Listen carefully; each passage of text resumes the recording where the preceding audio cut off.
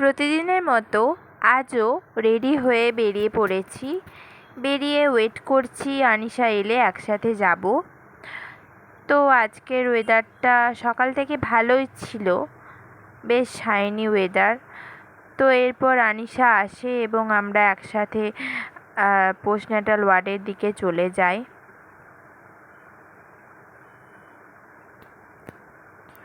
আর তারপর সেখানে গিয়ে আমাদের নিজেদের কাজকর্ম করতে থাকি।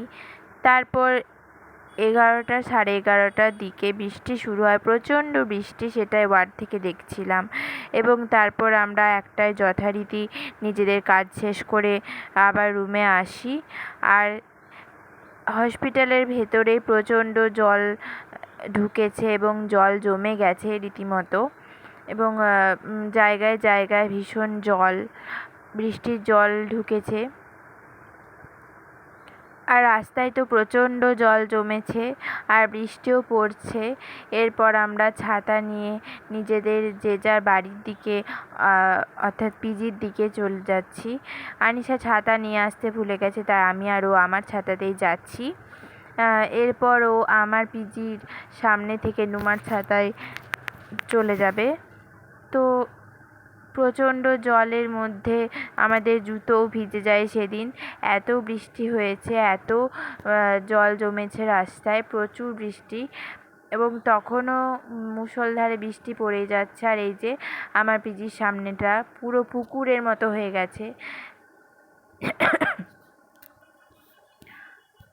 আর তারপর রুমে যাই এবং খাওয়া দাওয়া করে আবার মন না চাইলেও ক্লাসে আসতে হয়, বিকজ নার্সিংয়ে 100% অ্যাটেন্ডেন্স ইজ মাস্ট।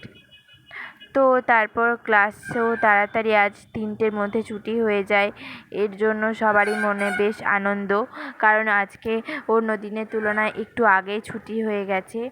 আর এদিকে সবাই শ্রেয়াকে উইশ করছিল শ্রেয়ার পোস্ট বার্থডের জন্য, এবং একটু হাসাহাসি করছিল কারণ লিসা মাইকে অ্যানাউন্সমেন্ট করছিল শ্রেয়ার বার্থডে। এরপর আমি একটু চেক করে নিচ্ছিলাম আমাদের যে ক্লিনিক্যাল অ্যাটেন্ডেন্স রেজিস্টার আছে সেটাতে সাইন আছে কিনা, ডেলিতে সাইন আছে কিনা। তো তারপর চেক টেক করে আবার বেরিয়ে পড়ি রুমের জন্য, রুমে চলে যাই। এই বৃষ্টির মধ্যে আমাদের একটা বাজে জিনিস হচ্ছে, আমাদের কলেজ থেকে ফেরার পথে রাস্তায় এই প্রচণ্ড কাদা জমে যায় এবং এই কাদার মধ্যে ভয়ও লাগে যে স্লিপ কেটে পড়ে যাওয়ার একটা ভয় থাকে। তো তারপর সবাই বাড়ি চলে যায়। আজকের ব্লগটা এই পর্যন্তই।